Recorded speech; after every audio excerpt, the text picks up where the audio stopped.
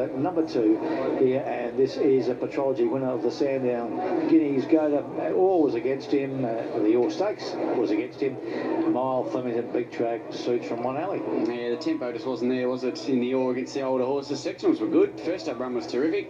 Gets out to the mile on a big track. Draws inside, need a good ride, but in the game. Well, 3 Admiral, no easy task getting past the Cleaner no matter where you are, especially when you're a 3-year-old. He did so in great style in the George Adams. Much respect, top 3, all of his starts, and could almost be 11 from 12. Yeah, that's right, and to tie his form in, well, it's easy because the Cleaner finished alongside WANDJINA, Swain S, in a Cox plate, remember? So it's easy to tie him in. He runs time, sectionals of a serious horse. He's unbeaten at a mile. It's my 3rd pick in good overs. This batch of Stratum Star, Chivalry, MERION, there's never much between them. Stratum Star, of course, second to Petrology in the Sandown Guineas, second in the Carbine Club. We know all that. Has he got that extra length to find, or do you think he's found it? Well, he has a relative weights advantage on WANDJINA. He's 3rd up out to the mile. His form at the mile is good. Sandown Guineas, of course, Carbine Club argue strongly. He swapped the runs with Kermadec and he beats the favourite there. Agreed, Kermadec probably has more upside, but in a chance. I'm a fan of Chivalry, and just got a sense that today could be the day for him. Smaller fields and lack of tempo has certainly been against him. You'd think good tempo here, clean air down the running, and the best of him might be seen today. I'm hoping so. Yeah, and look, he's worked this week. Mark Kavanagh and the team were saying it's the best he's ever gone. Out to the mile 3rd, I might be ready to fire. Did well, sectional sound against the slow speed in the Hay Stakes. So, chance. Good to see Brett Prebble here. Of course, he takes over from the suspended DL over on WANDJINA, who was fantastic in the Hays. No issue at the mile. Gai's having a big day in Sydney. She says it's a whip. I know she says that a lot, but I think this horse is perhaps even a touch underrated as a racehorse, WANDJINA. Well, his Cox plate run was terrific. He had a fast run race. He was up there exposed early and crossed the line with some exceptional older horses. Terrific return win. 2nd and 3rd had it softer. He still defied them. Not only defied them, his last 200 split was actually the fastest of the race. Kelly a winning hope. Number 8 is MERION. Just can't really draw a gate to get in, get some cover. Might be sort of 2 wide, 3 or 4 back here, MERION. Again, he's good here at Flemington. This is his track. He was good in the CS Hays, but WANDJINA had them all covered there. Yeah, that's right. So it was certainly a sound return from this horse and went to the Hay Stakes and ran well again. Late sectional sound, WANDJINA and co. Quicker though late. Has another one with a little weight swing.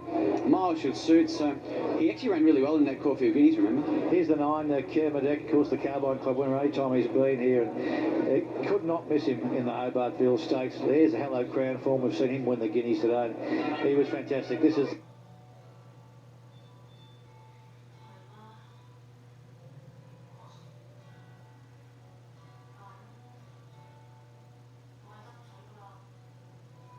the right Carbine Club here, 3rd up last prep at the end of just his first campaign. Number 10 is Alpine Eagle here, and he was brilliant, running him down in the Autumn Classic. Alrighty, Alpine Eagle. Well, that win just had to be seen to be believed. Set for the Guineas. They're off. And Kermadec jumped away okay. Alpine Eagle jumped fairly. WANDJINA away very fast and is immediately out looking for the lead in the early stages and finds it ahead of Chivalry, who's right up there in 2nd spot. MERION goes on and Stratum Star gets a nice trail. He's 4th on the inside. They're a length and a half on Lucky Liberty, who scoots over from an outside stall, gets up to about 5th but trapped out wide from Admiral and Petrology. 2 lengths to Kermadec as they put the 1200 behind them, and they're followed by Menazinga, a length to Alpine Eagle. 2 lengths to Fontaine Ruby, followed by Manapine, Sweet and Speedy back towards the end, and last is Firehouse Rock. 1,000 metres to go, and Brett Prebble has WANDJINA the leader by 2 lengths to MERION, 2 lengths away Stratum Star. Chivalry up there in 4th placing, followed wider out to Lucky Liberty. Down on the inside then Petrology, tracked up by Admiral in the middle. Couple of the favourites racing together, Alpine Eagle 3 deep around Kermadec and Menazinga.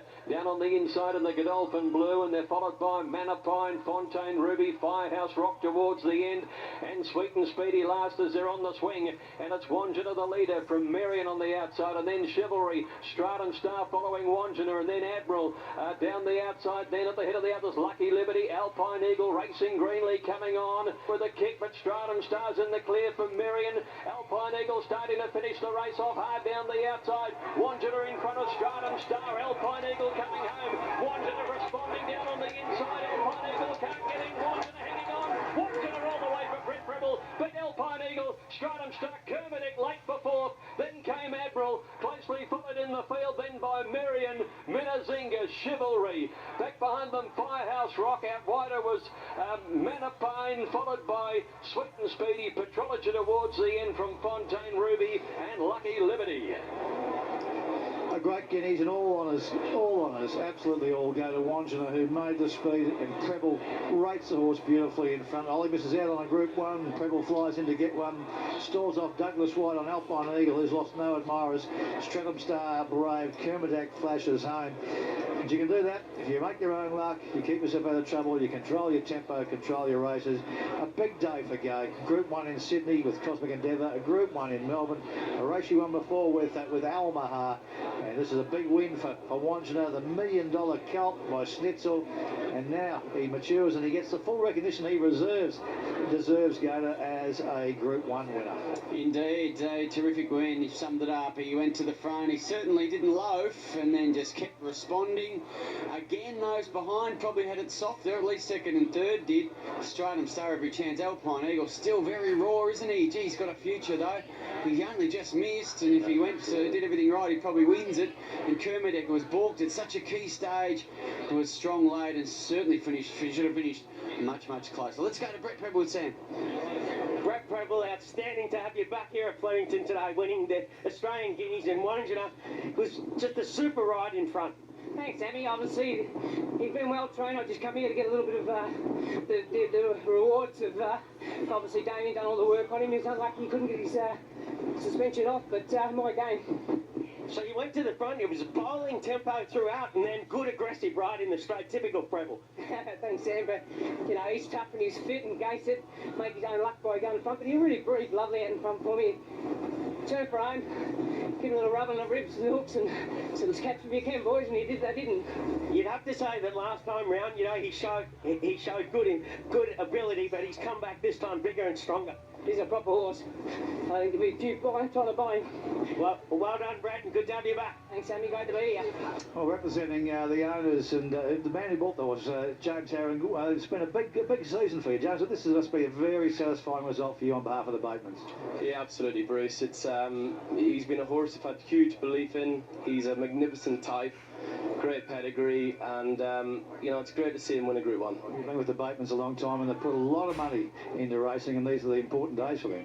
Yeah, look, they've been tremendous to me. We set out with a plan about 5 years ago, and they've built up an incredible bloodstock portfolio of broodmares, and you know, we've got Foxwedge having his first yearlings now, and this is the second stallion Group 1 winner for them, Stallion Prospect, and with his breeding, everything very exciting. So it's been tremendous. Convinced him to pay top dollar at the yearling sales, $1 million for a Schnitzel. Created plenty of talk at the time, and obviously there's a lot to like about him then, a lot more to like about him now.